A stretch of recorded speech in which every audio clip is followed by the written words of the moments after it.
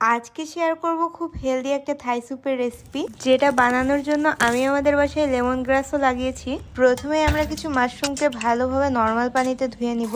আপনাদের হাতের কাছে যদি মাশরুম না থাকে আপনারা এটা স্কিপ করতে পারেন।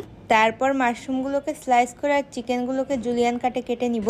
এখন সবকিছু একসাথে মিক্স করার পালা।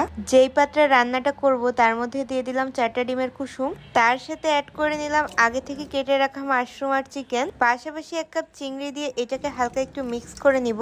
আর যে লেমন গ্রাসটা আমরা আমাদের বাগান থেকে এনেছিলাম সেটাকে একটু থেতলিয়ে কেটে নিব। এটাকে থেতলিয়ে কাটার কারণে কিন্তু ফ্লেভারটা আরো বেশি এনহ্যান্স হয়। লেমন গ্রাসটা দেওয়ার পরে এর মধ্যে দিয়ে দিব কিছু গোল করে কেটে রাখা আদা দিলে কিন্তু ফ্লেভারটা ভালোই আসে।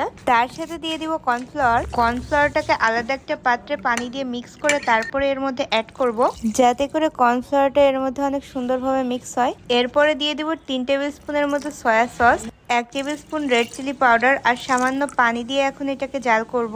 সামান্য বলতে আপনি যতটুকু থিক থাই স্যুপ চাচ্ছেন তার থেকে আনুমানিক 1 কাপের মতো বেশি পানি অ্যাড করলেই হবে।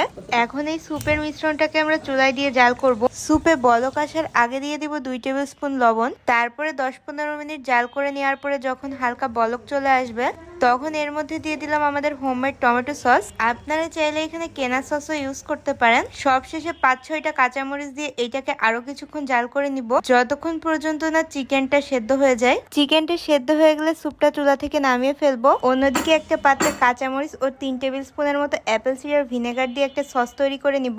এটা গরম গরম স্যুপের সাথে সার্ভ করলে কিন্তু অনেক বেশি ভালো লাগে। আপনারা কিন্তু এই স্যুপটা ইফতারে বানিয়ে খেতে পারেন। স্যুপটা খেতে আসলেই অনেক বেশি টেস্টি।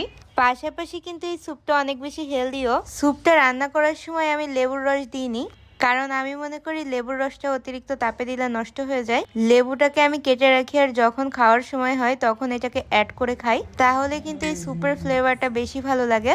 আর এতে করে লেবুর কোনো প্রকার গুণাগুণ ফ্লেভারও নষ্ট হয় না। আপনারা একবার হলেও বাড়িতে এই স্যুপটা বানিয়ে দেখতে পারেন। আশা করি স্যুপটা আপনাদের কাছে অনেক বেশি টেস্টি লাগবে।